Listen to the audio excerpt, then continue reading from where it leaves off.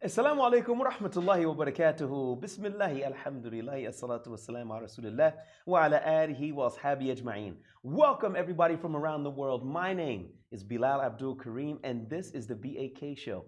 Everybody, this is Ramadan, the last 10 nights of Ramadan.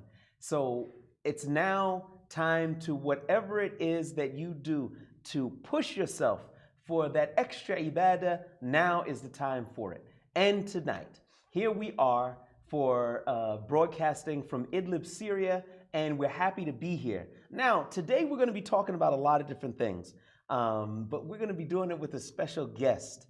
I'll tell you why it's a special guest in a little while and all. Even he doesn't know what I'm going to say. But I want to introduce Abdullah Jabar, and he is a media guy, and he works along with live updates from Syria, and he specializes in just showing Syria how it is. And I want to say to you, Assalamu alaikum wa rahmatullahi wa barakatuh. Assalamu alaikum wa barakatuh. All right, now I'm happy to have you here, okay? Because look, I know he's going to feel a little bit embarrassed, but I remember when this guy first came here, he must have weighed about 25, 30 pounds. And he was this kid, but you know now he's fuzz going on his chin, and he may be getting ready to get married soon. Try to put me on the spot. Yeah. Look, if there are any marriage inquiries to me and all, I get 25% of the mahar, right? I'm just asking. I just want to know what we're talking about here. Are we talking about something here? We'll see. Or are we talking about something here? We talk about the percentages later. But anyway, all marriage proposals can be sent to Facebook page or to Twitter. Now, we are broadcasting live on Facebook and YouTube and Twitter. So here we are. You can send in your questions, you can send in your comments, you can send in your concerns, and we're going to be here to entertain it. Abdul Jabar. Firstly, let's start. Tell me, let everybody know, what is it exactly that you do? All right. So, obviously, I go by the name AJ because it's just a short variation of my name. And alhamdulillah, I've been out here in Syria for the last 7 years. And the work that I do is, I started off doing aid work. Then after a little while, I decided to myself, I made like my own kind of aims and objectives. I thought, you know, there's a lot of aid workers coming to Syria, and every single day there's different people that ask me questions about Syria. So I thought, you know what, I don't want my videos or the stuff that I do out here in Syria to just be about giving someone a food box or helping someone out. I actually want to now make sure that people understand exactly what's going on and the situation itself. So that's kind of what I do. And yeah, man, as you said, I've been here for a long time. I've been here since a young age. I came at the age of 13, and now, subhanAllah, tomorrow, actually, I'm going to be 20 years old. So it's my birthday then. And yeah, man, it's been a long process. Alhamdulillah, ups and downs, but it's really enjoyable. And I've learned a lot through my time here in Syria. So alhamdulillah, man. Alhamdulillah, good. Look, before we continue, I just want to check with my guys out here. Are we on YouTube? Yeah, all right. All right. Now, because it's not coming up here on, all right, there we go. Okay, now we're talking business. Look, let me just let everybody know something here. We really want to encourage everybody. Please visit our support page. Why? Because we can bring you more programs, more news, more information, so you can make the determination of who you like, who you don't like, who you should support and who you shouldn't support. We bring you the interviews with the people who matter and not necessarily with the people who are quote unquote mainstream or are accepted by the mainstream narrative. So you can do that by going to supportogn.com. That's SUPPORT, OGN.com. Now, let's go back over to you. What's a normal day like for you? It depends. If you're talking Ramadan, it's crazy. If you're talking outside of Ramadan, it's a little bit simpler. Okay, let's talk about outside of Ramadan. Outside of Ramadan, okay. I'm going to say this straight off the bat. I'm a kind of a lazy guy. In the mornings, I'm not a morning person. So my day starts around 10 o'clock. Obviously, we're including Fajr, praying Fajr, then going back to sleep. Because I know a lot of people are going to be like, Astaghfirullah, you don't pray Fajr. I've got that before, trust me. And then after that, what I do is I go to our media office at Live Updates, and there I either edit a video or get the boys editing, or I'll go out and do a video myself. So obviously, being a face for the charity, I have to go to certain places, maybe to different areas sometimes, or maybe even close to the refugee camps, and just go and bring out the stories or even different projects that we have going on and bringing that to light. So that's kind of my day. While I'm doing that, I'm also filming. So because I started my own vlogging channel like a little while ago, I decided that, you know what, let me film some of my days. So what I'll do is, depending on the day, if I think it's interesting, I will try and film some of that, film some of the behind the scenes, and put it out there for the people to see. So yeah. Now, I know you've had some close calls. Yeah. One of them that leaps to mind is when the 23mm cannons were firing at you guys when you were down in the Aleppo countryside area at one point. I want you to describe for the people, what was your scariest experience here? Okay, my scariest experience, I would say, I've had a lot of different experiences, subhanAllah. But I would say the scariest experience I was in was when I came and got stuck inside, subhanAllah. We got out like 2 minutes beforehand, and I remember we saw each other on the road. Being there, I was in a hospital, and subhanAllah, the rocket hit the side of the hospital and closest to the rocket. But alhamdulillah, we survived somehow. And waking up to the sound of just like rattling and shaking, and there's just noise going on, people running around. It was a crazy, crazy experience. Obviously, I woke up, I was shocked, I was scared. I was like, where am I? What's going on? The brothers were like, run, yalla, we gotta get out of the hospital. Everyone, like, okay, running down the stairs. And obviously, being this is a hospital. Yeah, and being a media guy, obviously, our job is to document that. So I have to quickly grab the camera, run outside. I'm like fumbling, trying to put it on, trying to record. And all the while, there's dust in our face because obviously the rockets just hit. So I can't see nothing. It was a really, really like crazy experience. And yeah, I would say that is the most scary experience I've ever been in. When that was happening, did you get the impression like, I wish I was someplace else? To be honest, no. Now you can give it to us straight. I would say, you know, when something like that happens, there's two things. At the start, you wake up, or you're like, in the scenario, you'll be like, okay, look, I'm scared. Then you're like, you know what, the adrenaline is kicked in now. Now I just gotta roll with it. Like, I'm not thinking about nobody, I'm not thinking about no one else. I'm thinking now, okay, cool, I'm in this situation, I have to do what's on me. If that means filming, I'm gonna film. If not, I'm gonna try and get as many people out of this situation as we can. And that's what we did. Like, we set up the ambulances. We were like, listen, people need to move because this is a hospital. You got to take out the patients. We're running down the road, like filming. It was a crazy, crazy experience, man. You know, it's interesting that you could even function when, you know, under those circumstances, because I myself have worked with people where we were in a car and a rocket landed nearby it. It damaged our car. And he was one of our cameramen. And we got out and we ran. And so I'm thinking, okay, was there any footage? He literally sat down and he just went like this. He shut down. Yeah. This happens. So, you know, maybe people may be watching and they may not understand adequately what the situation is like. But he totally went into shutdown mode. I think it depends on each and every person, and you don't know what you're gonna do in that situation until you're in it. It's like getting into a fight. If you get into a tussle on the street, you don't know if your reaction is gonna be fight or flight until that situation happens. Yeah, that's right. And that's what it is. When a rocket hits, you're gonna either have two things. One, you're gonna run, or two, you're gonna stay and try and do what you can. And that's like, alhamdulillah, over the years, I built up the strength to be able to now, okay, cool, I understand what's going on. I have to tell myself, listen, AJ, listen, we gotta just carry on now. You haven't got time to shut down. There's people inside, there's different stuff going on. You gotta just pick your role and now work on it. So, alhamdulillah, man, I got to that level. Obviously, when I first came, it was different. When I first came, I was in a situation where I was in an ambulance and we were close to, I would say, the regime towns. and we were supposed to be in a safe area. And all I know is there's some kind of bullets hitting the car, and I'm like, what's going on? And the doctor's like, actually not the doctor, the ambulance driver, he's like, yeah, we gotta go. And I'm like, what do you mean we gotta go? And I don't know the guy, I don't know where the brothers are, I have no clue even where my uncle is, where the team is. He's like, we gotta go. And I'm like, yo, like, I'm not set up for this, what's going on?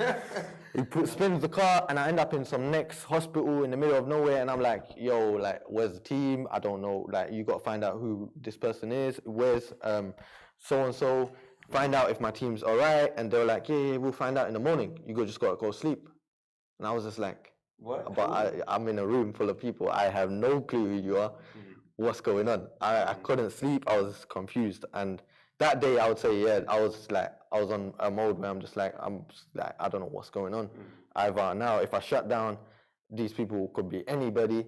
If I stay awake, I'm just gonna be too tired to do anything tomorrow. So I just fell asleep, but I was confused in the situation. Okay, but there's a question here from Ibn Omar.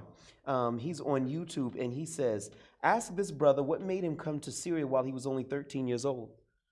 All right, the honest answer is, mashallah tabarakallah, from a young age, I've always had the upbringing of trying to help people and don't put yourself first. So that's from my parents, mashallah tabarakallah. They always put that in me. And I would say even being like from the UK, you always learn that, like, sharing is caring, always be kind. That stuff is taught to us in schools.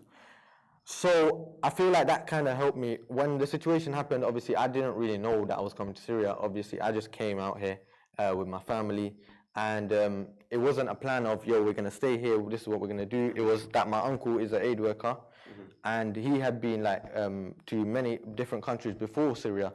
And I always looked up to that anyway. I was like, you know what? I want to be like him someday. Like, subhanAllah, they just put everything on pause and go out to Palestine, Syria, Pakistan. It's just confusing. Like, how do you put your life on pause like that? So that was something that... He was a bit of a role model. Yeah, that was like the role model aspect of it. And that's why I think it was easy to get here and to stay in Syria. All right. We have, let's see, Umayya Hassan says, nice haircut. Yeah, I got a fresh haircut just for the show. Who said he was talking to you?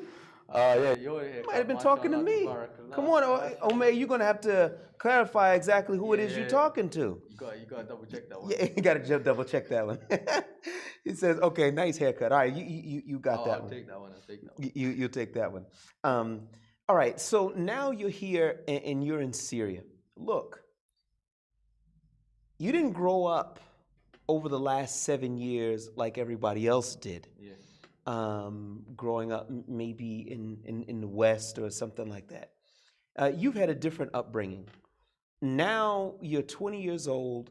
You are of an age, you can do your own thing now. You could say, look, Syria was a nice experience, but I'm going to pack up and I'm going to go. Why are you still here? Because honestly, I will tell you straight up, when I was like through the years being here, I've had different moments where I've had different like stages, or I've been in different stages of like mind where I'm like, you know what, either I'm gonna stay or either I'm gonna go.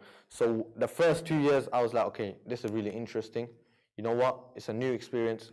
Let's go with it. I would say the second 2 years being here in Syria, when I was like 16, I was like, I didn't sign up for this. This is long. So there was a point. There was a point where I was like, you know what? Honestly, yeah, I've had a good experience here, but I'm not signing up for this. This is like a long thing. So I was like, I'm going home. I would say after getting through that, and everyone goes through that, where they're homesick, they miss their family, because I have a big family. Being of like a Pakistani descent originally, you have your big families, all our uncles, all our aunties. So everyone's always like interested in what's going on. So for me, it was like, okay, now I'm missing all of them. I want to go back. Then after I passed that stage, I was like, you know what? Like, it hit me. SubhanAllah, you're blessed to be here. And a lot of the things that I went through, like, SubhanAllah, like, I've been to places, I've been to the camps. Just a simple example, like a couple of days ago. And we opened the car and we're giving out iftar meals. And for me, it's like, okay, this is an iftar meal, you know, here's the rice, here's the chicken. But for the people there, they were like, what chicken you bring? Why are you bringing chicken to the camp? We're like, iftar meal, it's a good thing. And they're like, no, but no one does this. What are you talking about? You don't bring chicken to a camp. This is expensive. Who's paying for this? And I'm like trying to explain to them, alhamdulillah, we got a team outside. There's so many people that are like seeing what's going on and they want to help, and they're the people that are donating. And they're just confused. They're like, no. And for us, we take that as a little thing. Okay, there's chicken and rice. Alhamdulillah. And sometimes we get like ungrateful. We're like, can't be us having chicken today. Again, come on.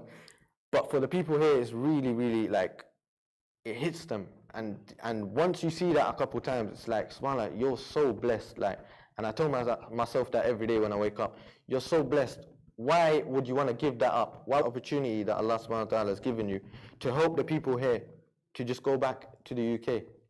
So yeah, that's kind of the mentality that I have right now. Now, I've got a question here. I want to make sure that I kind of phrase this right. He says, do you want to share your views about Pakistan? Now, you are of Pakistani descent, born in the UK, basically raised in war-torn Syria. Firstly, do you feel a connection to Pakistan? Okay, it depends on what the situation is. Like, I would say, because I'm a third generation Brit, I was born there, my mother was born there, and my family's been in the UK for years. When it comes to talking about Pakistan, as in me from Pakistan, I know nothing about the country. I have never been to Pakistan. I don't know anything. I don't know. Like, if I ended up in Pakistan tomorrow, I would be so confused. Obviously, do you speak Urdu? No. I can understand Urdu, but I cannot speak it. But when it comes to like obviously the situation there, and there's a lot of like craziness going off in Pakistan, in Kashmir to be exact. Obviously, yeah, I see that and I'm like, subhanAllah, like I don't want that for anyone, whether that be here, the UK, Pakistan, any country in any place. So it depends on what you mean by do you have a link with Pakistan. So that's how I would say it. That's kind of my answer. Okay. Now look, let's pause this for a second. Look, everybody, we're going to take a very, very brief break. We want you to take a look at this video right here, where you'll get a chance to see how difficult it is for us to actually bring the news to you. We'll be right back with Abdullah Jabar. Take a look at this video. Somebody get the car! Get the car! I'm hit! You hit? Yes, go! Where's the car? Man, احنا بدأنا.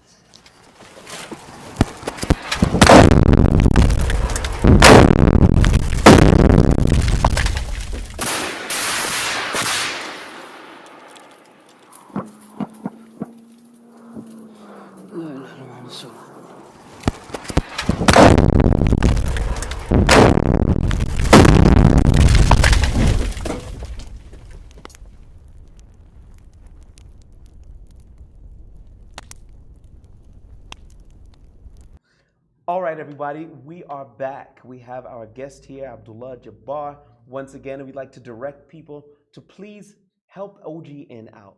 You can help us out with as little as $5 a month, $10 a month, $20 a month. It helps us to keep the Ummah informed. Why is that important? Because people will come and tell you what they want you to know based upon their agenda. We are here, we are on the ground, and we are trying to bring it to you as it happens so you can make your own determination in that regard. So we can only do that if you help us. And everything that we do, if you have the intention to help the Ummah for the sake of Allah, everything that we do that is good and correct, you will get a reward from Allah subhanahu wa ta'ala, particularly in these last 10 days or 10 nights of Ramadan. So please visit our page, that's supportogn.com, SUPPORT, OGN.com. Now, we are back with Abdullah Jabar, and I just got to tell you that, somebody sent a message that said Bilal has the best hair. So, I don't want you to feel bad. I might go bold for Eid then, Yeah, man, I get you some tissue. You need some tissue? No, I'm good. Okay. And then somebody fired back and said Bilal doesn't have hair. Okay, so look, you keep your comments to yourself, all right? All right, I'm only kidding. All right. Look, somebody out there, it says, how can we support this brother to buy him some chickens? How can they support the work that you do? Okay, so to support the work that we do, we have different projects, and our focus out here in Syria is to make the people independent. Now, subhanAllah, it's a big thing, obviously, being that there's so many refugees all over Syria, and these people are like fleeing from their homes every single day and coming to a small circle that we're in right now, and there's nothing for them. They just have to put up whatever they have, whatever they've caught, whatever they carried with them, and put a tent over that, and that's it. So we have different projects. When it comes to the iftar meals, you can donate. Obviously, you can go and check out the page Live Updates from Syria. We have different... Why don't you give them the URL? The URL is, it's on Facebook. You gotta just type in Live Updates from Syria on YouTube and on Instagram, inshallah. Or I think you can go to www.liveupdatesfromsyria.com, but I'm not 100% sure. But to donate, you can go to www.syrianeedsyou.com. So now, when I say that we got different projects, we have projects where we build masajid and like that, stuff like that. That's going to be a sadaqah jariyah. That's going to be something there in the future when the people want to pray, when the people want to go to these places. Then you have projects like the iftar projects where we go in Ramadan, we're giving out the food, the meals to the people out here. And then you have projects like building a personal home. Now, that's a project that, subhanAllah, I'm like very into. Building a personal home, why? Because being out here in Syria, you see that, subhanAllah, everybody has a different way that they're living in. When you can go down the road, you can see a person in a tent, but they're a little bit more, better than a person that's just got a cover over them. And when you go to different areas, you see that more refugees are worse off than others. And subhanAllah, it comes to a level where you're like, you know what? I can't leave my brothers and sisters outside on the street. I've seen people living under the trees. That's how crazy the situation is. When the attacks happened in Ma'arat Noman, we were bringing people out and they had nowhere to go. They were actually living under the trees. And it was raining, it was cold. And I had to tell myself, I was like, this just can't run. You can't leave people out on the streets. And that's why the housing project, subhanAllah, is something that's really big. Not only are you building someone a house, you're going to get the ajr for everything that they do in that house. If they're praying in that house, you're getting the ajr. All of the time that they live there, you're getting the ajr for that. And that is a project that you want to get involved in. So if you do want to donate, inshallah, we have different things. You can donate for orphans if you go to www.syrianeedsyou.com. But if you want to get involved in the housing project, go to www.homesforjannah.com. And that's the one, inshallah, that, trust me, you want to get in on. So yeah. Now, somebody asked a question. His name is Shukran Afwan. Does this brother work for the White Helmets?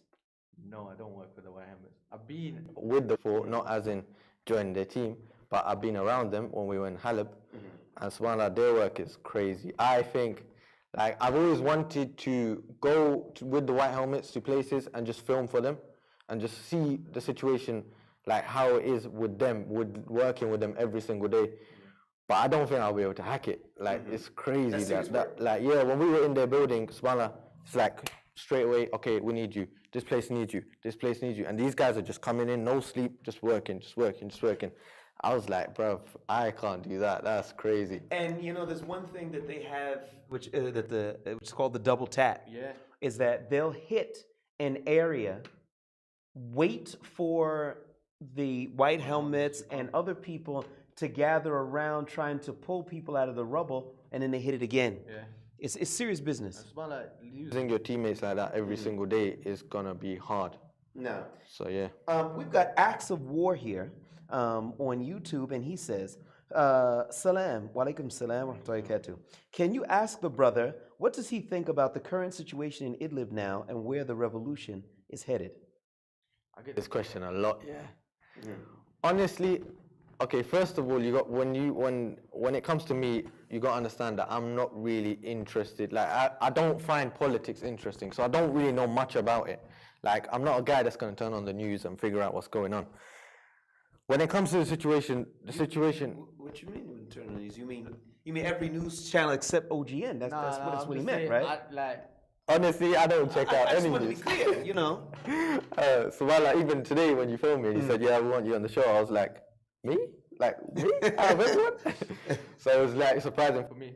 But yeah, with the situation, it's hard to tell, man. I would say, subhanAllah, it's been a long road. At the start, it looked like, you know what, we have so many territories that are under free Syria now.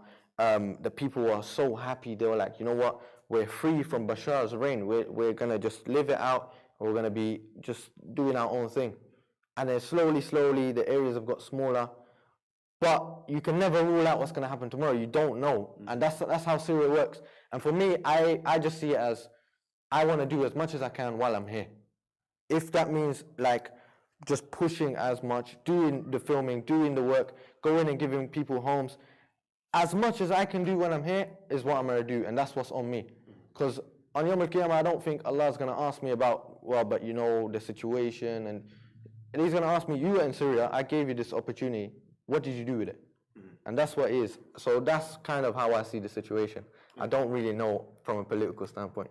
I see. Okay. That's fair enough. Look, well, we've got one question here that says, how can I contribute to OGN or the fundraising when I'm living in a Western country without being accused of funding terrorism? Thank you. The reality is that OGN and Bilal Abdul Kareem are not on any terrorist list or accused of being terrorists or anything along those lines. We have normal bank accounts just like everybody else. We use the normal financial systems just like everybody else, and we have been doing it for quite some years. So I don't think that there's any worry about that. So please do visit the supportogn.com page, SUPPORT OGN.com. Now, we've got a question here. Okay, can you please, Khalid28 says, can you please post the websites he mentioned for the homes? Okay, you got to go to www.homes4jannah, that's the number 4, yeah? homes4jannah.com. Jannah, Jannah. A-H, yeah, that's the one. Okay. So, yeah. Okay. We'd like to remind everybody who we have here today. We've got Abdullah Jabar, my friend, my younger brother, and I'm glad to have him on here. And it's really nice to see him growing up over the years. We've got one brother on here who says, this brother has a good heart. Look, it's hard for you to really put it into a context right now, but how would you like to be remembered in this whole experience? How would you like to be remembered?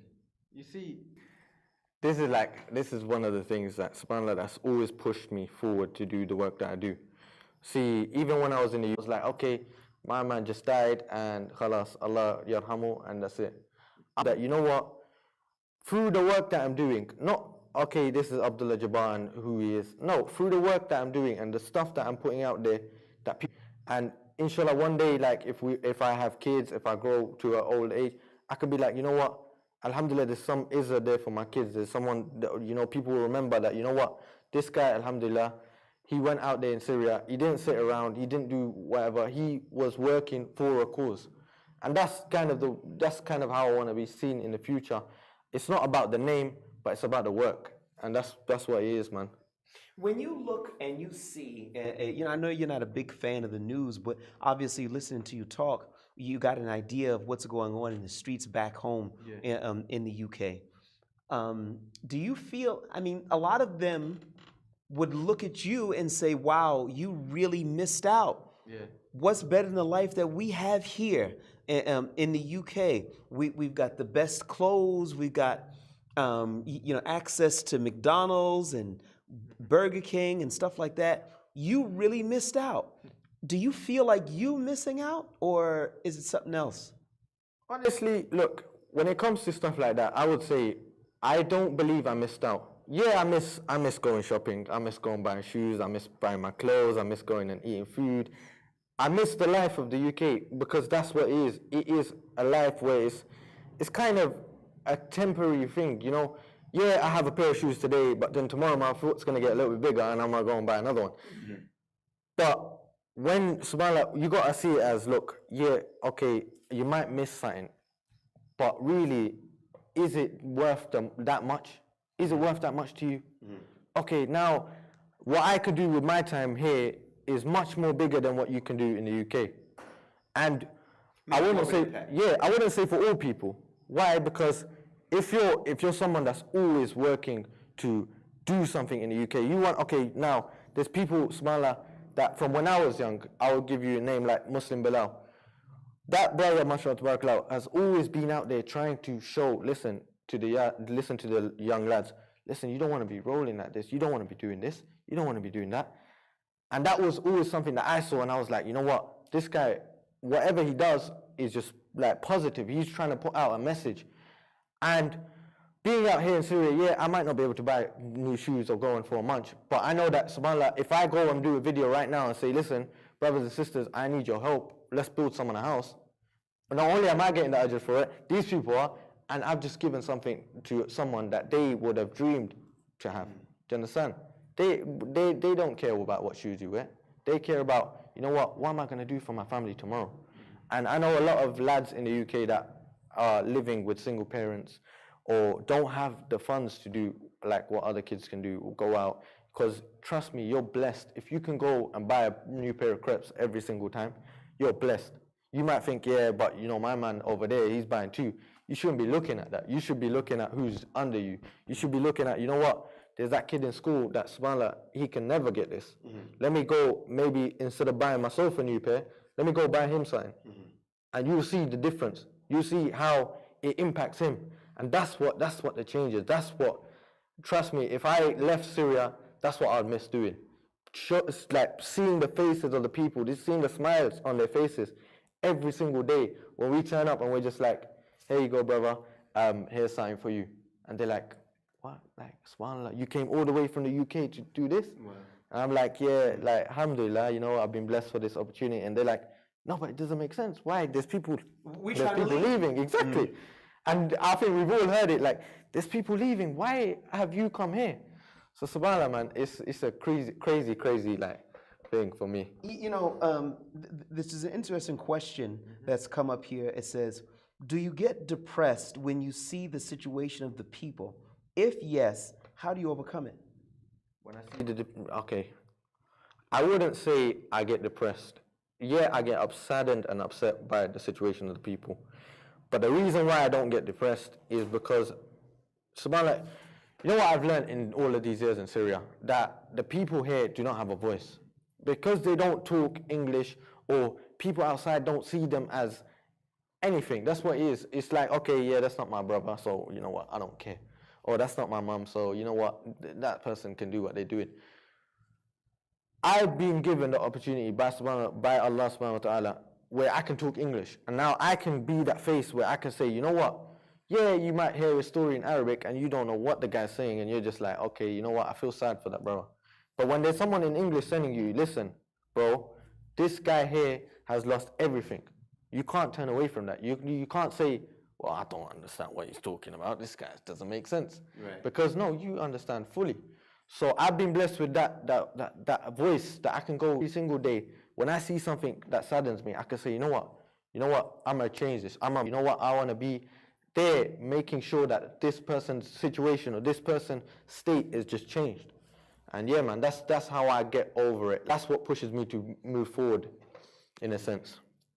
Papa Smurf, I don't know where he got that name from, but he said, do you still rap?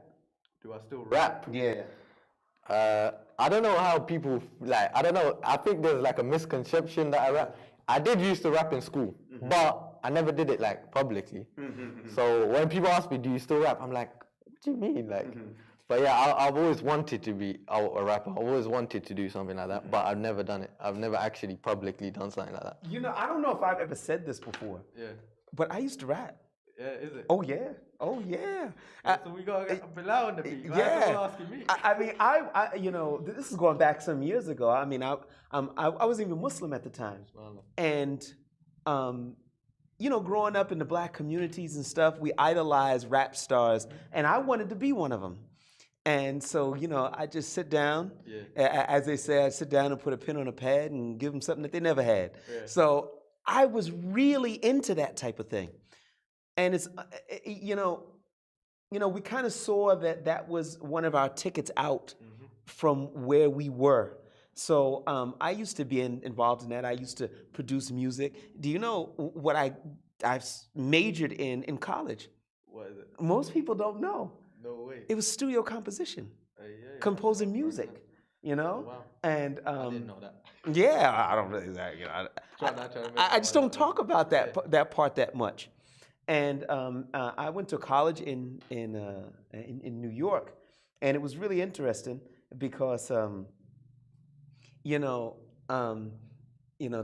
was the voice that we had at that time. Of course, when I became Muslim, I gave up the music thing and everything and all. Actually, I think I gave the music up just before I became Islam, just before I entered into Islam. But alhamdulillah, it's a long With story. the rapping thing with me, what I saw it as, you know what, subhanAllah, there's an opportunity for someone to write something on a paper and speak up. They can say whatever they want, and no one can say nothing to them. Why? Because they're just making a tune. What are you gonna say? You believe everything I said in the tune? You can say no. So for me, when I saw alhamdulillah, I didn't start listening to music from school. I didn't get into it. A lot of my friends were like, "Come on, AJ, you gotta know this tune," And I was like, "Nah." I was interested in Muslim Bilal and how this guy is writing lyrics. That's what I was like, and I've always liked lyrics instead of just the beat, the hardcore beat. I don't like that. I'm just like, I can't be asked. I want to hear what my man's got to say. Right. And that's what interested me in rapping in the start, where I was like, you know what? I want to hear what he's saying. Okay, I want to write something now where I can say whatever I want. I can go and say, you know what? The oppression in Syria, and no one's going to say nothing to me because it's just a tune. And that's what it was. And then afterwards, obviously, being out here, I know that, my voice is my voice. I can say, alhamdulillah, I can say anything here. I can just straight up open a camera and be like, you know what, today I'm here and I'm doing this thing. And that's why I kind of didn't really get into it. But yeah, you never know. Yeah. All right, now look, I've got one. I got one or two more we'll take from here. Big Man says, how much do you miss your lads back in the UK? A lot. Obviously, when you give up that stuff, sometimes it becomes like I'd say like a memory for you, where it's like, you know how they do it in the movies where it's like blah, blah, blah, blah, and it goes back into this like vision. Obviously, being in school, I was young, I was in school, I used to go and see my friends every single day. So when I came out here, at first it was like, okay, now, I can't do that, I can't see my friends. So of course, I miss my friends a lot. They were like the pillar of my life. Everything revolved around, you know what, there's the boys, you know what, I'm gonna go and see the boys. And yeah, man, alhamdulillah. But I'd say I gave that all up for the sake of Allah, and it's for the better, inshallah. And a lot of my friends still talk to me to this day. They still say to me, you know what, AJ, we properly support you. SubhanAllah, you're doing something crazy, something amazing. So yeah, man. Alhamdulillah. Well, look, we're gonna have to leave it here. I had a great time. I'm glad you came on. Alhamdulillah. Alhamdulillah. Once again, we want to call everybody to please visit our supportogn.com page.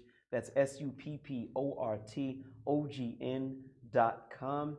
We'd be so happy, so grateful for any help and assistance that you could prop all over the world to try to bring you a proper and fresh perspective in looking at things. We've had as a guest here today, Abdullah, and we wish him a lot of success, and may Allah subhanahu wa ta'ala protect you and your family.